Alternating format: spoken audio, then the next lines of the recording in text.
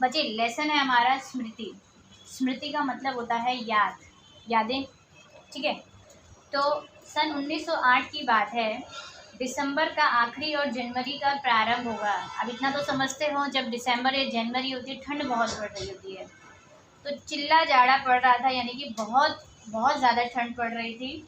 अपने यहाँ ज़्यादा नहीं पड़ती है, नॉर्थ साइड में ज़्यादा होती है। 2-3 दिन पहले ही कुछ बारिश की बूंदें गिरी थी, बूंदाबांदी हुई, और इसीलिए शीत मतलब ठंड जो थी उसकी जो भयंकरता थी, यानी कि वैसे ही ठंड चल रही थी, अगर बारिश हो जाएगी ठंड में तो और ज़्यादा ठंड बढ़ जाती थी। तो शाम के 3:30 या 4 बजे होंगे, वो जो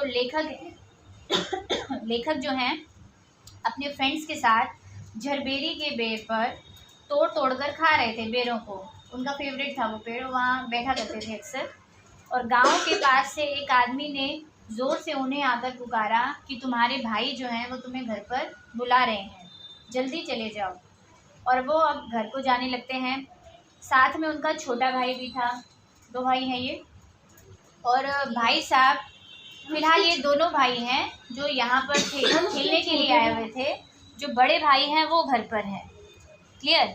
फिर वो बोल रहे हैं कि भाई साहब की मार का डर था, मतलब उनको अपने बड़े भाई से बहुत डर लगता था। उन्हें ऐसा लगता था कि शायद वो इसलिए बुला रहे हैं, हम बहुत देर तक बाहर थे या खेल रहे थे, डांट पड़ेगी घर पर, मतलब इसीलिए वो सहमते हुए घर पर जा रहे थे। उनको समझ में नहीं आ रहा था कि अब हमने कौन सी गलती की है, कौन सा कसूर किया है जो हमें बुलाया है। वो डरते डरते घर में घुसते हैं। आशंका, यानी कि उनको डाउट था कि शायद हमको बेर खाने के अपराध में तो पेशी नहीं करनी पड़ेगी। पेशी क्या होता है, जैसे अदालत में खड़े होकर वो पेश होते हैं, मतलब उनको ऐसा फील होता था, बहुत डरते थे अपने भाई से। परंतु जब उन्होंने अपने बड़े भाई को आंगन के अंदर लेटर लिख रहे थे, पत्र लिख रहे थे, तो फिर उनको लगा अब शायद हमें पीटने वाले नहीं हैं, उनको वो डर दूर हो गया। फिर जब उनके बड़े भाई ने कहा कि इन लेटर्स को, पत्रों को ले जा कर के मक्खनपुर डाकखाने में डाल कर आइए। डाकखाने में, पोस्ट ऑफिस में डालकर आना था। और वो कह रहे थे कि जल्दी जाना, ताकि जो इसे की टाइम होता है, सुबह निकाली जाती होंगी चिट्ठियाँ, फिर शाम को निकाले जाते हैं। यस, तो शाम की जब चिट्ठियाँ निकलने लगें तो उससे पहले पहुंच जाओ। ये जो चिट्ठियाँ हैं ये बहुत ज़्यादा ज़रूरी हैं। अब जाड़े के दिन है, जाड़ा भी मतलब क्या होता है, ठंड। और उसके ऊपर वो कह रहे हैं कि हवा के प्रकोप से, हवा भी बहुत तेज़ चल रही थी। अगर ठंड में हवा चलेगी तो कानों में जैसे कि बहुत ठंड सी लगती थी। यस, तो वो पूरी तरह से ठिठुरा रहे थे, यानी कि बहुत ज़्यादा उन्हें कपकपी सी लग रही थी। तो उन्होंने अपने कानों को धोती से बांध दिया। धोती यानी कि पहले के बच्चे तो गाँव के से धोती पहनते थे ना। और माँ ने उनको भुंजवाने के लिए, यानी कि भुनाने के लिए, भी जा तो रहे हो तुम मक्खनपुर, कुछ चने दे दिए कि भुनवा कर ले आना। धोती में बांध दिए और हम दोनों भाई अपना अपना डंडा लेकर घर से निकल पड़े। अब डंडा लेकर क्यों गए, उनको अच्छा लगता था टाइम पास करते हुए जाना। विकल को कुछ रास्ते में आता है, वो डंडे से मार भी सकते थे उसको, तो उनका फेवरेट था। वो कह रहे हैं कि उस समय बबूल के डंडे से जितना ज़्यादा उनको मोह, अटैचमेंट थी, उतना उस उम्र में राइफ़ल से भी नहीं थी। राइफ़ल यानी कि गन, ठीक है, बंदूक से भी इतना प्यार नहीं था जितना उनको डंडे से प्यार था। और मेरा डंडा अनेक सांपों के लिए नारायण वाहन हो चुका था। यानी कि वो गांव से गुजरते थे, खेतों से होकर गुजरते थे, तो डंडे से वो क्या करते थे, सांप को मार देते थे। क्योंकि रास्ते में अगर कोई सांप आता था तो वो बोला कि उनके लिए वो नारायण वाहन बन चुका है, मतलब उनकी मृत्यु वो कर चुका था उसका डंडा। फिर है मक्खनपुर के स्कूल और गांव के बीच में पड़ने वाला जो आम के पेड़ों से प्रति वर्ष उससे आम झूरे जाते थे। यानी कि जब वो स्कूल जाते थे, स्कूल और मक्खनपुर, तो बीच में उनको एक आम का पेड़ मिलता था जहाँ से वो आम तोड़ते हुए जाते थे, उन्हें बहुत पसंद होते थे। और इस कारण वह मूक डंडा, डंडा क्या है, मूक यानी कि बोल तो सकता नहीं है, मूक डंडा सजीव सा प्रतीत होता है। यानी कि वो बहुत ऐसा लगता था मान लो उसके अंदर जान है, क्योंकि वो उनकी हेल्प करता था तोड़ने में, सजीव था उनके लिए। और प्रसन्न वंदन, यानी कि प्रसन्न मुख से, वंदन होता है मुख। हम दोनों मक्खनपुर की ओर तेजी से बढ़ चले। वदन यानी कि चेहरा है बच्चे, वंदन नहीं है, वदन। वदन यानी कि चेहरे को कहते हैं, मुख को कहते हैं। अब दोनों मक्खनपुर की तरफ तेजी से बढ़ रहे हैं। अब चिट्ठियों को उसने कहाँ रखा, उनके पास धोतियों में कोई पॉकेट तो थी नहीं, जेब थी नहीं, तो उसने अपनी टोपी के अंदर चिट्ठियों को रख लिया। क्लियर। धोती के साथ साथ उन्होंने बोला कि कुर्ते में जेबें नहीं थी, उनके कुर्तों में भी जेब नहीं थी, जो ऊपर वो शर्ट वगैरह जो भी पहनते थे। क्लियर है। अब वो बोल रहे हैं हम उछलते कूदते हुए एक ही सांस में, यानी कि फटाफट बस अपनी स्पीड में चले जा रहे हैं। 4 फलांग दूर उस कुएं के पास आ गए। अब कुआं यहाँ पर बहुत महत्वपूर्ण है, पूरा चैप्टर इसी के ऊपर है। फलांग यानी कि ऐसे बड़ी बड़ी लंबी लंबी छलांगे लगाते हुए, ठीक है। और उस कुएं के अंदर एक भयंकर काला सांप है, और कुआं जो था वो कच्चा था और 24 हाथ गहरा। 24 हाथ यानी कि ऐसे लीजिए 1 हाथ, ऐसे 24 बार अगर आप करेंगे, इतना गहरा था कुआं। यस। तो उसमें वो कह रहे हैं कि पानी भी नहीं था, लेकिन वो सांप उसके अंदर कैसे गिरा किसी को पता नहीं है। वो कह रहे हैं कारण कुछ भी हो, हमारा उस कुएं में होने का ज्ञान केवल 2 ही महीने का था। अब 2 महीने का कैसे था? वो कह रहे हैं कि बच्चे नटखट तो वैसे ही होते हैं, और मक्खनपुर पढ़ने जाने वाली, ये लोग मक्खनपुर पढ़ने जाते थे, स्कूल उनका वहाँ था। तो जब इनकी टोली गांव से जब ये टोली बनकर निकलते थे, तो वो कह रहे हैं कि पूरी बानर टोली थी, यानी कि पूरे झुंड का झुंड निकलता था। ये अपनी टोली को बंदरों की टोली कहते थे, क्योंकि बंदर क्यों? क्योंकि नटखट हैं, टिक कर बैठते नहीं थे, ठीक है। तो एक दिन जब वो स्कूल से लौट रहे थे, तो उनकी इच्छा थी कि वो गाँव में उजकने यानी कि पंजों के बल आप खड़े हो जाएं और ऐसे झाँक करके कुएं के अंदर देखें। तो वो कह रहे हैं कि सबसे पहले मैं ही था जिसने ऐसा किया। लेखक की बात हो रही है। और जब उन्होंने एक ढेला मतलब होता है कंकर, एक ढेला जब उसके अंदर फेंका, तो वो उसकी आवाज़ सुनना चाहते थे सांप की, कि उसकी फुसकार कैसी होती है, ठीक है। और फिर अपनी बोली की ध्वनि सुनने की इच्छा थी। मीन्स जैसे कि अगर आप किसी कुएं में आवाज़ लगाओगे तो आपको वापस से, हाँ, इको होती है आवाज़, वो आपको सुनाई देगी। तो वो ऐसा भी करना चाहते थे, परंतु वो कहते हैं कि जैसे ही कुएं में ढेला गिरा, ढेला यानी कि वो जो उन्होंने पत्थर फेंका, तो उनको एक फुसकार सांप की सुनाई देती है। और कुएं के किनारे खड़े हुए सभी बच्चे पहले तो उस फुसकार से एकदम हैरान हो जाते हैं कि उनको कैसी आवाज़ अजीब सी सुनाई दी। फिर ऐसे लगता था कि किलौले करता हुआ, किलौले यानी कि खेल करता हुआ, ठीक है, खेल करता हुआ हिरणों का जो समूह है, ग्रुप है, हिरणों का समूह किसी कुत्ते की भौंक से आकर के हैरान हो जाता है। ऐसे ही हैरानी बच्चों को हुई, किसको देख करके? उस सांप की फुसकार से उनको ऐसे ही मतलब हैरान हो गए। फिर वो बोल रहे हैं कि उसके बाद सब बच्चों ने बारी बारी से उचक कर एक एक ढेला उस कुएं के अंदर फेंका। और फिर जब वहाँ से जो फुसकार आती थी, बड़ी क्रोधपूर्ण फुसकार आती थी। अगर आप किसी बंदे को बार बार छेड़ोगे तो वो गुस्से से ही चिल्लाएगा ना, तो वो सांप जो था वो गुस्से से फुसकार करता था। फिर कह कहे लगाना यानी कि सब लोगों को मज़ा आता था, वो हंसते थे बच्चे सारे के सारे उसकी फुसकार सुन करके, ठीक है। वो बोल रहे हैं कि गांव से मक्खनपुर जाते और मक्खनपुर से घर आते समय, लौटते समय उनकी प्रतिदिन की ये दिनचर्या बन चुकी थी कि वो ढेला मतलब कि ढेले तो कुएं में डाल कर ही जाते थे। और मैं तो आगे एकदम भाग कर जाता, टोपी को एक हाथ से उतारता, मतलब टोपी को हाथ में लेता और दूसरे हाथ से ढेला उसमें फेंकता। मतलब उनकी ये आदत सी बन गई थी, रूटीन सी थी। और जैसे ही सांप से फुसकार करवा लेना वो एक बड़ा सा काम समझता था। अभी जैसे ही ढेला लगेगा वो फुस करके आवाज़ निकालेगा, उनको लगता था मैंने बहुत बड़ा काम कर दिया। तो लेकिन जैसे ही हम दोनों, अब वो कहाँ जा रहे हैं चिट्ठियाँ डालने के लिए, उस कुएं के पास से गुजरते हैं, तो उनके मन में वो इच्छा जागृत होती है कि क्यों ना दोबारा ही उसमें ढेला फेंका जाए, उसकी फुसकार सुनी जाए। उनके मन में ये वो होता है, इच्छा जागृत होती है। फिर वो कुएं की ओर बढ़ता है, छोटा भाई उसके पीछे ऐसे चल देता है जैसे कि छोटे से मृग शावक, यानी कि मृग के हिरन के बच्चे के पीछे, मतलब सॉरी, बड़े मृग के हिरन के बच्चे के पीछे छोटा हिरन का बच्चा चल देता है। तो कुएं के किनारे से उसने एक ढेला उठाया और उछल कर एक हाथ से टोपी को उसने एक हाथ से उतारा और दूसरे हाथ से ढेला उसमें फेंका। अब उसको इतना ध्यान नहीं था कि टोपी के नीचे उसने चिट्ठियाँ रखी हुई हैं। तो चिट्ठियाँ अब वो कह रहा है, ये क्वेश्चन भी है आपका, सांप ने फुसकार मारी या नहीं, ढेला उसे लगा या नहीं, ये बात उसे अब तक स्मरण नहीं, क्योंकि उसको अब ध्यान कहाँ था, उसका पूरा ध्यान चिट्ठियों की तरफ कि वो तीनों चिट्ठियाँ लहराती हुई कुएं में जा रही थी। अब उसको ध्यान ही नहीं था फुसकार उसने मारी या नहीं, मेरा ढेला उसे लगा या नहीं। तो तीनों चिट्ठियाँ जो थी वो चक्कर काटती हुई कुएं में गिर रही थी। अकस्मात अचानक से जैसे घास चरते हुए हिरन की आत्मा गोली के लगने से, मान लो हिरन को एकदम से गोली लगती है, वो घास चर रहा है, उसकी आत्मा निकल जाती है और वो तड़पता रह जाता है। ठीक वैसे ही जैसे ही चिट्ठियाँ उसकी टोपी से निकली तो मेरी जान ही निकल गई। क्यों निकल गई? क्योंकि बड़े भाई ने दी थी, वो उनसे बहुत डरता था और उनके गिरते हुए उन्होंने उसको झपट्टा मार के पकड़ने की कोशिश भी की, लेकिन कहाँ से उसके हाथ में आती, वो तो ऑलरेडी उसके हाथ से फिसल चुकी थी, जा चुकी थी। और वो कह रहे हैं कि हाँ, ठीक वैसे ही जैसे घायल शेर शिकारी को पेड़ पर चढ़ते हुए देखता है और एकदम झपट्टा मारता है, कोशिश करता है, ठीक वैसे ही उसने उसको चिट्ठियों को झपट्टा मारने की कोशिश की, लेकिन वो उसके हाथ नहीं आई। बल्कि वो कह रहा है कि इस हड़बड़ाहट में अगर हो सकता है कि वो नीचे कुएं के अंदर भी गिर सकता था, लेकिन वो बच गया। यहाँ तक कोई डाउट किसी को?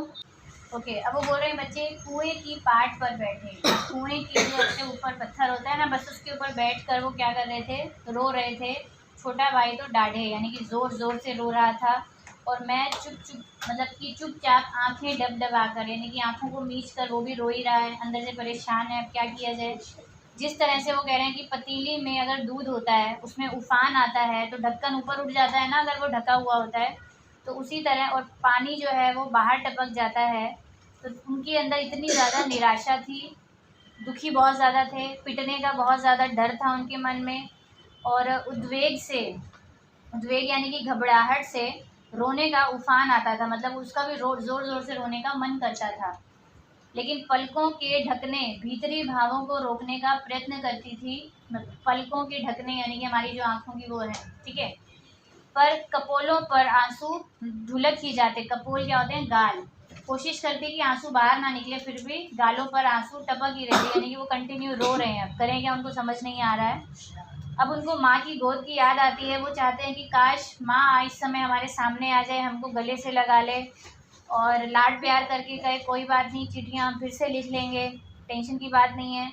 और मन करता था कि कुएं के अंदर बहुत सारी मिट्टी डाल दें और घर जाकर बोल दें कि हम चिट्ठियाँ डाल आए हैं।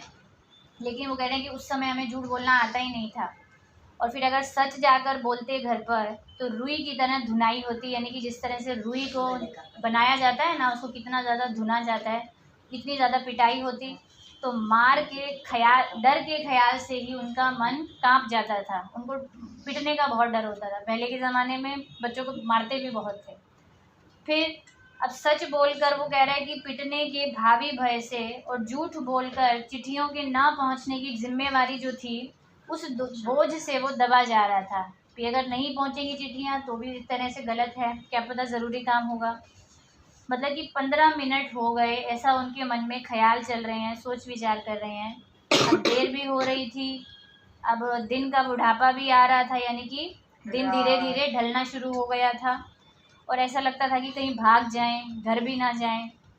लेकिन पिटने का डर और जिम्मेवारी की दूधारी तलवार, यानी कि एक उनके ऊपर जिम्मेवारी है कि चिट्ठियाँ डालनी थी, दूसरा सच बोलते हैं तो पिट भी जाएंगे। तो वो दूधारी तलवार यानी कि दो तरफा जो तलवार थी उनकी ऊपर, वो उनके कलेजे पर लटकी हुई थी, यानी कि डरे बहुत हुए थे, करें क्या, कुछ समझ में ही नहीं आ रहा था।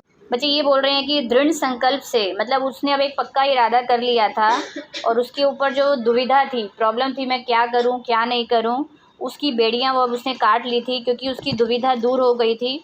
रीज़न क्या था? उसने कुएं के अंदर जाने का मन बना लिया था, निश्चय कर लिया था, और उसको पता था कि ये उसका बहुत भयंकर निश्चय है, भयानक है, क्योंकि अंदर सांप है, उसको काट सकता था, उसकी जान जा सकती थी, भी मरने के लिए भी तैयार हो गया था।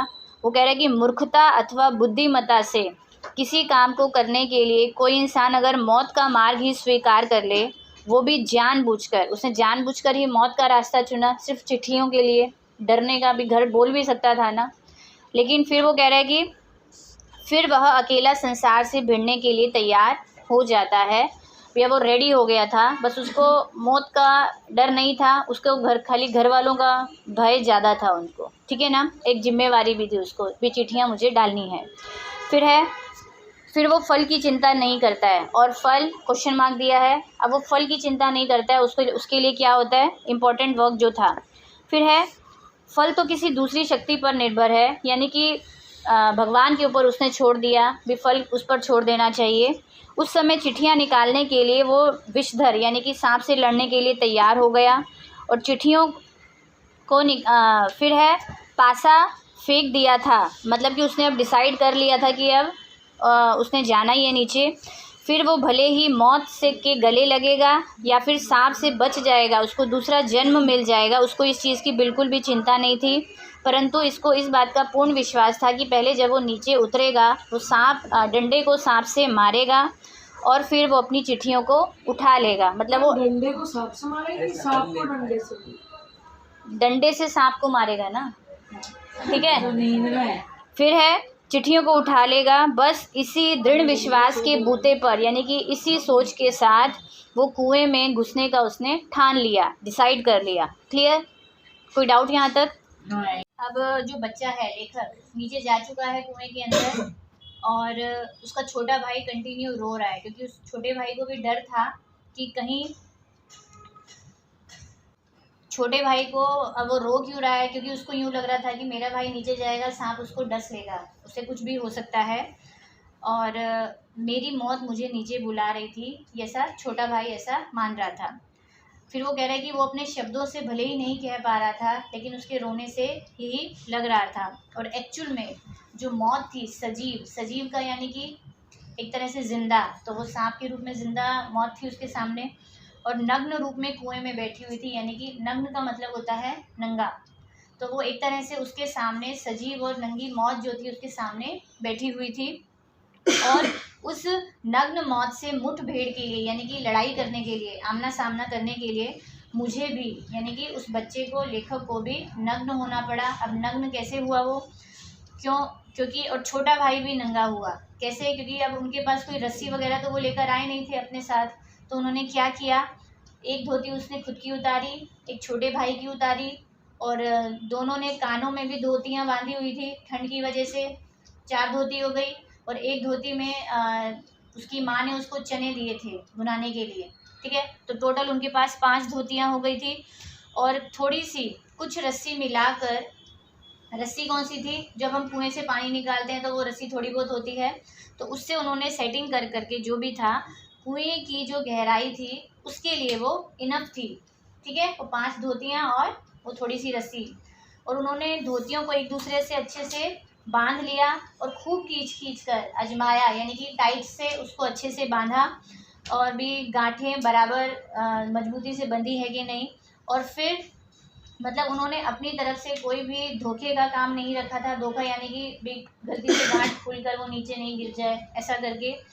और फिर उन्होंने एक धोती के सिरे पर एक साइड उन्होंने डंडा बांध दिया और डंडे को नीचे की तरफ जाने दिया, और दूसरा जो सिरा था वो उसने कहाँ किया, डेंग क्या होता है, जब आप कुएं से पानी निकालते हो सेंटर में जो, हाँ, पुलिंग वाला पॉइंट हो गया, ठीक है, तो वहाँ उन्होंने उस दूसरा सिरा उसको बांध दिया। और कैसे बांधा, एक चक्कर देकर और एक गांठ लगाकर उन्होंने फिर उसको भाई को पकड़ा दिया। गांठ क्यों बांधी जाती है, ताकि वो सपोर्टिव हो जाए पकड़ने के लिए, फिसलन नहीं हो उसके हाथ में। हाँ जी, ओके। अब उन्होंने अपना दूसरा सिरा जो था छोटे भाई के हाथ में दे दिया, ठीक, जो कि केवल 8 वर्ष का है। अब 8 वर्ष के बच्चे में इतनी ताकत तो नहीं होगी ना, उसको ऊपर बुलाया, लेकिन फिर भी वो हिम्मत करके ये सब काम कर रहे थे। और फिर उन्होंने धोती को डेक से बांध देते हैं, क्योंकि भाई भी पूरा सपोर्ट नहीं कर सकता था, ताकि वो थोड़ा सपोर्टिव हो जाए, और खूब ज़्यादा मजबूती से पकड़ने के लिए कहा छोटे भाई को। अब वो कुएं में धोती के सहारे धीरे धीरे घुस रहा है। अब छोटा भाई बहुत ज़्यादा रोता है, लेकिन बड़े भाई उसको आश्वासन दिलाता है, मतलब कि तसल्ली दिलाता है कि जैसे ही मैं कुएं के अंदर पहुंचूंगा, सांप को मार दूंगा, और भी मेरा भी ये पूर्ण विश्वास था कि मैं ऐसा कर दूंगा।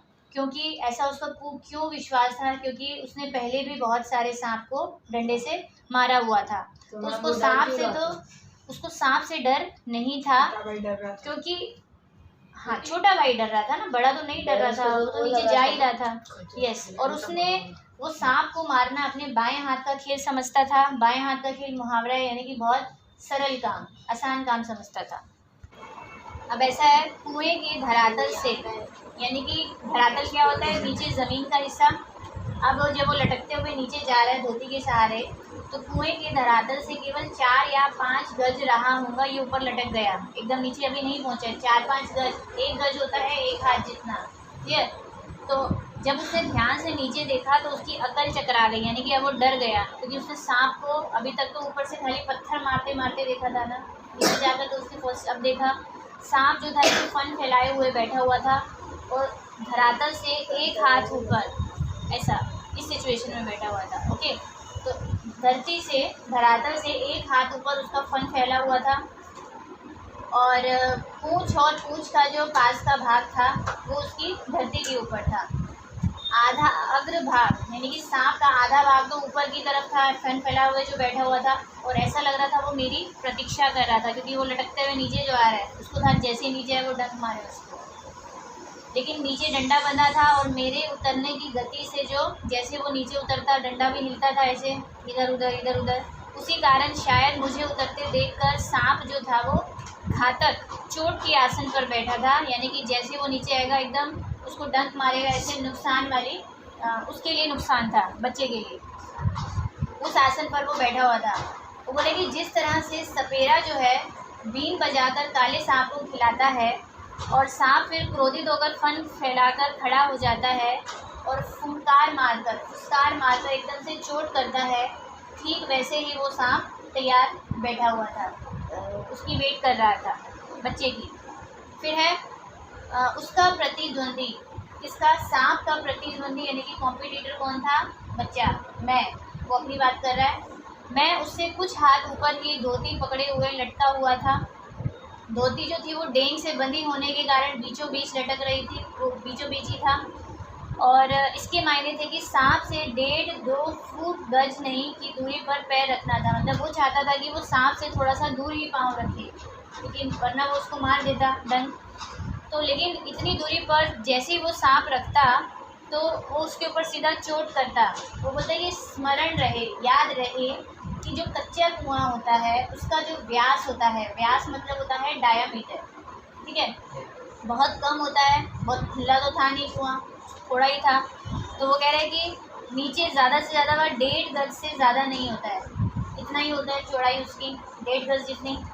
तो उस दशा में वो सांप से दूर रहने का कितना प्रयत्न करता, इतनी दूरी तो होती, ठीक है ना, इससे ज़्यादा तो वो रह ही नहीं सकता था।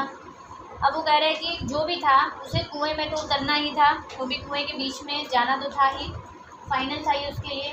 अब थकावट की वजह से जो वो लटकते हुए नीचे आ रहा था, अब वो ऊपर भी नहीं जा सकता था, ऑलरेडी थक चुका था। अब उसने अपने प्रतिद्वंदी को, यानी कि कॉम्पिटिटर सांप को पीठ दिखाना क्या होता है, मतलब कि एक तरह से भाग जाना, ठीक है, पीठ दिखाने का निश्चय नहीं किया, पीठ नहीं दिखाई उसने, क्योंकि अगर वो ऐसा करता है तो धरती पर उतरे बिना क्या वो ऊपर चढ़ सकता था वापस, वो भी पॉसिबल नहीं था। तो धीरे धीरे वो नीचे उतरने लगा, और 1-1 इंच जैसे जैसे बच्चा नीचे उतर रहा था त्यों त्यों उसकी जो एकाग्र चित्ता थी, यानी कि कंसंट्रेशन पावर जो थी वो बढ़ रही थी, क्योंकि उसको भी था ना कि कहीं सांप मुझे डंक नहीं मारे, वो ऐसे देख देख कर नीचे उतर रहा था। अब उसको एक उपाय सोचता है, दोनों हाथों से धोती पकड़े हुए वो उसने अपने पाँव जो थे ना वो कुएं की दीवार के ऊपर बगल में, ठीक है, वहाँ पर लगा दिए, और दीवार से पैर लगा, जैसे उसने लगाया वहाँ पुराना कुआं है तो मिट्टी होती है वहाँ पर, तो मिट्टी कुछ नीचे गिरती है, जहाँ मिट्टी नीचे गिरती है सांप एकदम फू करके उस तरफ जाता है, और मेरे पैर भी दीवार से एकदम से हट गए, क्योंकि वो डर गया कहीं मेरे को डंक नहीं मार दे, ठीक, और उसकी टांगे जो है वो कमर से समकोण बनाती हुई, समकोण कैसे, टांगे ऐसे लटकी हुई हैं, एंगल बनाया हुआ उसने, ठीक, तो लटकती रही, और सांप की दूरी और कुएं की परिधि पर उतरने का ढंग मालूम हो गया, यानी कि अब उसको तरीका आ गया कि मुझे नीचे उतरना कैसे है, दीवार से पाँव लगाते लगाते। परिधि क्या होता है? रेडियस, व्यास था डायामीटर, परिधि रेडियस। अब वो बोला कि तनिक झूल कर झूल कर, यानी कि वो झूल तो रहा ही है धोती के सहारे, उसने धीरे धीरे अपने पाँव जो थे वो कुएं की बगल से हटाए थोड़ा सा, और कुछ एकदम धक्का दिया उसने दीवार को। जैसे ही धक्का देगा वो अपोजिट साइड जाएगा, ठीक है, और अपने प्रतिद्वंदी के सन्मुख कुएं के दूसरी तरफ 1.5 गज दूरी के धरातल पर एकदम उसके सामने जा कर के खड़ा हो गया नीचे, ठीक है। आंखें चार हुई, दोनों की आंखें मिलती हैं, उसको लगता है कि सांप उसको पहचान रहा है, पहचानने की कोशिश कर रहा है। सांप को चक्षुश्रवा यानी कि जो कान आँखों से सुने ऐसा कहा जाता है। अब वो कह रहा है कि ऐसा लग रहा था कि मैं भी चक्षुश्रवा हो गया हूँ, क्योंकि वो आँखों से उसको बहुत ज़्यादा कंसंट्रेशन के साथ देख रहा था। फिर है उसे ऐसा लग रहा था उसकी जितनी भी सेंसेस हैं, इंद्रियां हैं, उन सब की पावर जो थी उसकी आंखों में ही आ गई थी, क्योंकि अब उसको जो लड़ना था सांप के साथ, आंखों के सहारे भी थोड़ा बहुत था ना, अपना बराबर देखना था कि कहीं वो हमला नहीं कर दे तो उसको तुरंत एक्शन लेना पड़ेगा। तो वो भी कंटिन्यू उसको देख रहा था। अब वो कह रहा था कि कब किस रूप में वो उसके ऊपर आक्रमण कर दे, उसने उस चीज़ का बराबर ध्यान रखना था। वो कह रहा है कि सांप ने मोहिनी सी डाल दी थी। मोहिनी यानी कि एक तरह से उसको मोहित टाइप कर रहा था, उसको अट्रैक्ट कर रहा था, और वो चाह रहा था कि बच्चा पहले आक्रमण करे, पहले सांप नहीं करे, वो भी ऐसा था। लेकिन इस विचार और आशा को लेकर मैंने कुएं में, मतलब कि जो उसका डिसीज़न था कि वो किस विचार से नीचे घुसा था कुएं के अंदर, वो तो आकाश सुमन था, कुसुम था। आकाश कुसुम का मतलब होता है आसमान के अंदर फूल उगना। पॉसिबल है? इम्पॉसिबल है। तो वो जिस विचार के साथ नीचे उतरा था कि मैं नीचे जाऊंगा, सांप को मार दूंगा और चिट्ठी उठा लूँगा, वो एक तरह से क्या था, आकाश के अंदर फूल खिलाने जैसा था, यानी कि बिल्कुल गलत विचार था उसका। फिर वो बोल रहा है कि कभी कभी क्या होता है, मनुष्य का जो भी अनुमान होता है या उसकी भावी योजनाएं, मतलब फ्यूचर प्लानिंग जो होती हैं, वो सब कितनी गलत हो सकती हैं, मिथ्या या फिर उलट हो सकती हैं, कि जिस सोच के साथ वो उतरा था वैसा नहीं है। नीचे आने के बाद उसका इरादा बदल सा गया। अब वो कह रहा है कि मुझे सांप का साक्षात जैसे ही हुआ,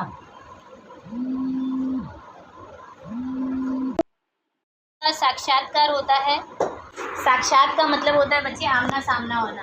अब उसने उसको देख लिया था। अब वो कह रहा है कि अपनी जो उसकी योजना थी, प्लानिंग थी, और जो उसको पॉजिटिवनेस था, आशा के साथ अब उसको वो सब उल्टा लग रहा था। कि अब मैं वो चीज़ नहीं कर सकता, इसको मार नहीं सकता, उसको असंभव सा प्रतीत हो रहा था जिस आशा के साथ वो नीचे उतरा था।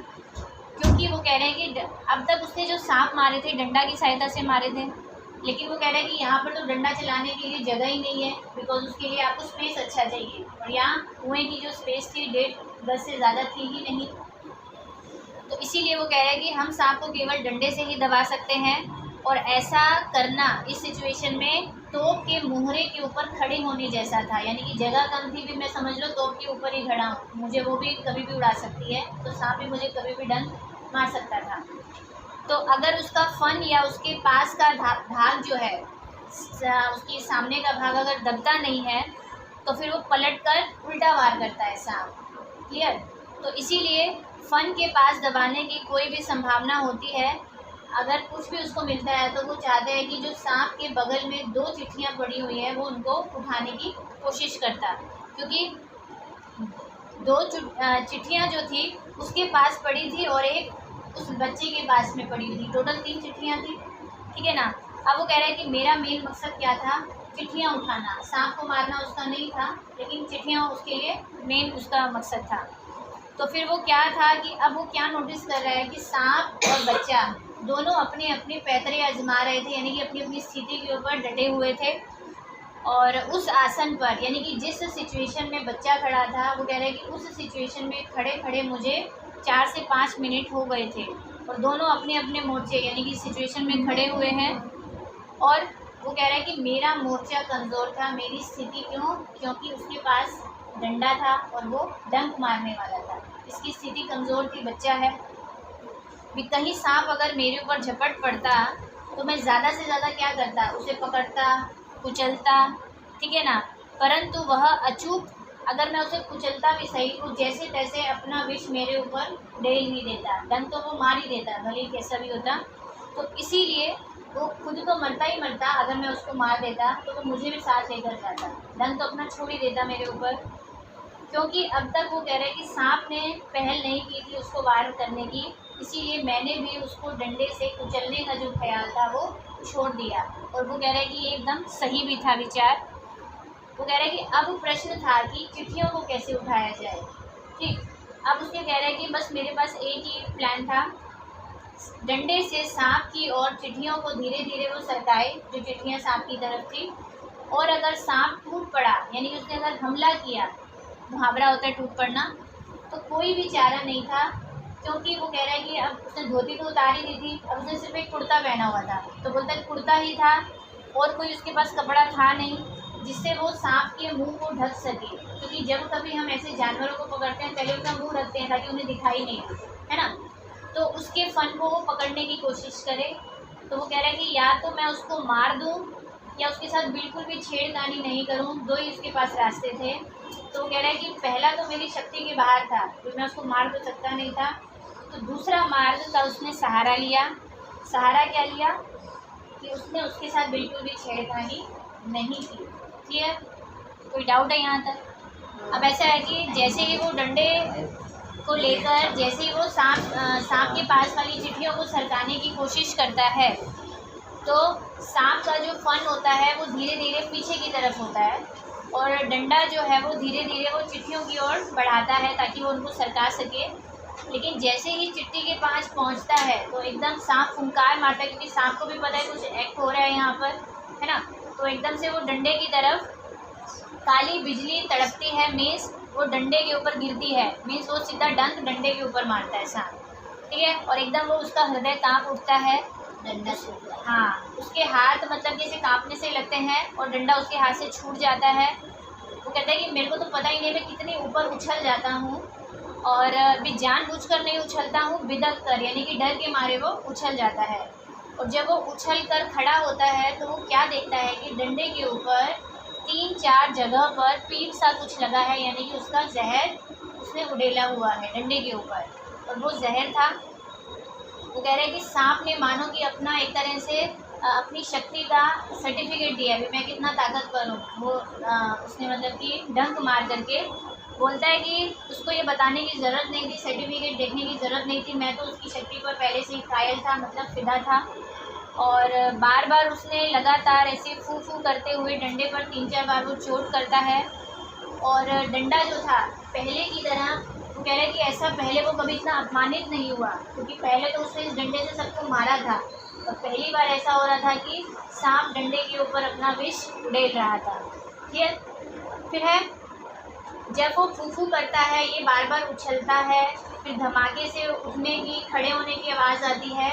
तो इधर से उसका जो छोटा भाई बाहर बैठा है कुएं के बाहर, वो ये समझता है कि उसका काम समाप्त हो गया है, यानी कि वो मर गया है, भी उसके भाई को सांप ने डस लिया है। और लेकिन वो कह रहा है कि उसने ख्याल किया कि सांप के काटने से मैं गिर गया हूँ, और मेरे कष्ट और विरह के ख्याल से उसके कोमल हृदय को धक्का लगा, यानी कि उसको दुख हुआ कि मेरा भाई अब चला गया है, अभी मेरे से बिछड़ जाएगा। लेकिन भारतीय स्नेह के ताने बाने को चोट लगी, क्योंकि उसको लगा कि मेरा भाई अब चला गया है, इट मीन्स उसको धक्का सा लगता है और उसकी अचानक से चीख निकल जाती है छोटे भाई की, ठीक है, क्योंकि उसको नज़र नहीं आ रहा है अभी, तो उसको सिर्फ वो ये सब चीज़ें सुन करके ऐसे वो सिर्फ आइडिया लगा रहा है। अब छोटे भाई की जो आशंका थी वो बेजा नहीं थी, यानी कि गलत नहीं थी, क्योंकि उसके फूंक फूंक की आवाज़ से और धमाकों से, ठीक है, उछलने से जो बच्चा नीचे गया हुआ है, लेखक जो है, उसका साहस और ज़्यादा बढ़ जाता है, मतलब उसमें कॉन्फिडेंस आ जाता है अभी। तो वो फिर दोबारा से लिफाफों को, यानी कि चिट्ठियों को उठाने की कोशिश करता है। अब की बार वो कहता है सांप ने भी वार किया और वो डंडे से चिपट जाता है, यानी कि लिपट जाता है वो डंडे से, और डंडा उसके हाथ से छूटता तो नहीं है, लेकिन झिझक जाता है, वो सहम जाता है, और आतंक, मतलब कि वो सांप जो है डंडे को अपनी तरफ खींचने की कोशिश करता है, क्योंकि उससे लिपटा हुआ है, ठीक है। अब यस, तो गुजलक मारता हुआ, गुजलक यानी कि सांप कैसे होता है, अपने आप में वो अपनी पूंछ की गांठ बना लेता है, ऐसे करता हुआ उसका जो पिछला भाग होता है वो सांप का वो बच्चे को छूता हुआ निकलता है, तो उसको बहुत ठंडा सा लगता है, व्यू कितना ठंडा सा था, और डंडे को फिर वो एक दूसरी तरफ पटक देता है। क्लियर? अगर वो कह रहे हैं कि अगर उसका कहीं दूसरा वार उसने पहले किया होता, यानी कि चिपटा होता, पहले मेरे साथ होता, और वो क्या करता, उछल कर वो सांप के ऊपर गिरता और फिर वो बचता नहीं क्योंकि सांप उसको डंक मार देता। लेकिन अब उसको क्या लग रहा है, अगर आपका जीवन है, मीन्स अगर आपकी सांसें हैं, भगवान ने लिख रखा है आपका टाइम, तो हज़ारों ढंग बचने के निकल आते हैं, यानी कि कहीं ना कहीं से कोई ना कोई रास्ता तो बन ही जाता है। फिर देवी कृपा थी, उसका भाग्य उसका साथ था कि डंडे के मेरी ओर खींच आने से मेरे और सांप के आसन बदल गए। अब सिचुएशन बदल चुकी थी, सांप डंडा उसकी तरफ आ चुका था और उसने फटाफट लिफाफे और जो भी पोस्ट कार्ड, चिट्ठियाँ जो भी थी, उसने उनको उठा लिया और चिट्ठियों को उसने धोती के एक सिरे से बांध दिया और छोटे भाई ने उसको ऊपर की तरफ खींच लिया। अब चिट्ठियाँ तो पहुँच रही हैं ऊपर। अब वो कह रहे हैं कि हाँ हाँ चली गई ना। अब आगे देखो, डंडे को सांप के पास से उठाने में कठिनाई बड़ी थी, यानी कि अब डंडा जो था सांप के पास पड़ा हुआ था, उसको चाहिए था। वो कह रहा है कि सांप उस डंडे के ऊपर धरना देकर बैठा हुआ था। अब वो कह रहा था कि मैं बिना डंडे के ऊपर नहीं जाऊँगा, क्योंकि अगर ये मेरे ऊपर वार करता है, मेरे पास कुछ तो होना चाहिए मारने के लिए। तो इसीलिए वो कह रहा है कि जीत तो मेरी हो चुकी थी। क्यों? क्योंकि इसको चिट्ठियाँ मिल चुकी थी, इसके लिए वही इम्पोर्टेंट था। लेकिन वो कह रहा है कि लेकिन मैं अपना निशान गंवा चुका था। निशान क्या है इसका? डंडा, वो उसके हाथ से निकल चुका था। वो कह रहा है कि अगर मैं अपना हाथ आगे भी बढ़ाता तो सांप सीधा वार कर देता, हमला कर देता। इसीलिए उसने क्या किया, कुएं के बगल में वो जो मिट्टी थी, उसने थोड़ी सी मिट्टी को निकाला और जिस तरफ डंडा था और सांप उसके ऊपर धरना देकर बैठा हुआ था, उसने दूसरी तरफ मिट्टी को फेंका। जहाँ मिट्टी फेंकी, सांप ने डायरेक्ट वहाँ पर डंक मारा अपना। तो वो उसने फटाफट फिर दूसरी तरफ से क्या किया, डंडे को उठा लिया और फिर बाद में उसने दूसरी तरफ भी वार किया। हमला तो वो कर ही रहा है, लेकिन वो कह रहा है कि अगर हम दोनों के बीच में डंडा नहीं होता तो उसके मेरे पाँव के ऊपर उसके दांत गड़ चुके होते, यानी कि वो डंक मार चुका होता। अब वो कह रहे हैं कि ऊपर चढ़ना कोई कठिन काम नहीं है, क्योंकि बच्चे हैं, गांव के बच्चे हैं, ये सब काम तो उनके लिए फटाफट होता है। लेकिन पैरों को बिना कहीं लगाए, जगह तो थी नहीं इतनी, 36 फीट ऊपर चढ़ना, वो कह रहा है अब मेरे से नहीं हो सकता था, बिकॉज वो इतनी देर से सांप के साथ लड़ भी तो रहा था, उसकी पावर एनर्जी भी तो वीक हो रही होगी। तो इसीलिए वो कह रहा है कि 15 से 20 फीट होता तो बिना पैरों के सहारे केवल हाथों की बल पर मैं आसानी से चढ़ जाता। लेकिन वो कह रहा है कि इससे कम तो नहीं, मतलब इतना तो मैं कर सकता था, इससे ज़्यादा नहीं, लेकिन ये 36 फीट था और उस 11 वर्ष की उम्र में 36 फीट चढ़ना, वो भी सिर्फ हाथों के सहारे, तो वो कह रहा है उसके लिए मुश्किल था। लेकिन जब कई बार क्या होता है ना कि इंसान के ऊपर मुसीबत आती है तो वो काम भी कर लेता है जो वो नहीं कर सकता है, तो उसके साथ ठीक वैसा ही हुआ। वो कह रहा है कि उसने फिर भी कोशिश की ऊपर चढ़ने की, उसकी छाती फूल रही थी, यानी कि हाँफ रहा था वो बहुत ज़्यादा, और धूपनी चल रही थी, यानी कि आवाज़ में धक धक ज़्यादा बढ़ चुकी थी, और एक एक इंच सरकते हुए वो अपनी भुजाओं के बल से, यानी कि अपने हाथों के बल से वो ऊपर जैसे तैसे चढ़ आया। अगर वो कहता है कि मेरे कहीं हाथ छूट जाते, ना जाने क्या होता, सीधा वो नीचे गिरता और सांप उसको ख़त्म कर देता। यस, तो वो कह रहा है कि इसका अनुमान करना ही बहुत कठिन है। ऊपर आकर जैसे वो ऊपर पहुंचता है, एकदम बेहाल हो जाता है, ज़मीन पे लेट जाता है और थोड़ी देर तक ऐसे पड़ा रहता है, मतलब कि एक तरह से बस रिलैक्स होने के लिए। वो कह रहा है कि फिर वो अपने शरीर को थोड़ा सा झाड़ फूँक करता है, कुर्ता पहनता है, धोती पहनता है, और फिर वहाँ से एक बच्चा गुजर रहा होता है, किशनपुर जाने वाला एक लड़का, उसको कुएं के ऊपर चढ़ने की चेष्टा जो वो कर रहा था, जब ऐसा करते हुए देख लेता है। अब वो उसको जा कर के ताकीद करते हैं, ताकीद यानी कि एक तरह से चेताते हैं, धमकाने की थोड़ी सी वो चेष्टा करते हैं कि तुम्हें गांव में जाकर किसी से कुछ नहीं कहना है कि मैं कुएं से बाहर निकल रहा था, जो भी है ये बात किसी को नहीं बतानी है। ऐसा करते हुए फिर वो लोग आगे बढ़ जाते हैं, कहानी यहीं ख़त्म हो जाती है। ठीक है, कुएं का किस्सा ख़त्म हो गया। अब वो बोल रहे हैं 1915 में जब मैट्रिकुलेशन यानी कि 10th standard, okay 10th standard की जब वो परीक्षा पास कर लेते हैं, तब ये अपनी कुएं वाली घटना वाली जो कहानी होती है अपनी माँ को बताते हैं, सुनाते हैं। और सजल नेत्रों से यानी कि उसकी माँ की आंखों में पानी आ जाता है, सजल पानी के साथ। उसकी माँ उसको अपनी गोद में ऐसे छिपा लेती है, बिठा लेती है। कैसे बिठाती है? जैसे एक चिड़िया जो होती है अपने पंखों के अंदर अपने बच्चों को छिपा लेती है, अंडों को। तो वो कह रहे कि कितने अच्छे दिन थे वो। उस समय भले ही हमारे पास राइफ़ल नहीं थी, लेकिन एक डंडा था जो कि किसी राइफ़ल से कम नहीं था। हमने उससे बहुत से शिकार किए। कम से कम उस सांप का जो शिकार था वो राइफ़ल के शिकार से कम नहीं था। और उस समय जो इतना रोचक था उनके लिए, एक्साइटिंग भी बहुत था और भयानक भी बहुत था, जान भी जा सकती थी। एक तरह से तो गलत ही किया उन्होंने। ठीक है, जान बच गई। बात वही है जिसका जीवन होता है, तो जाको राखी साइयाँ मार सके ना कोई, वो उनके साथ हो गया, बाकी ऐसा करना नहीं चाहिए। लेसन बच्चे हमारा यहाँ पूरा फिनिश हो गया है। क्वेश्चन आंसर्स हम डिस्कस कर ही लेते हैं। उसके अलावा कोई भी डाउट्स आते हैं तो प्लीज़ बताइएगा। तब गुड बाय, टेक केयर।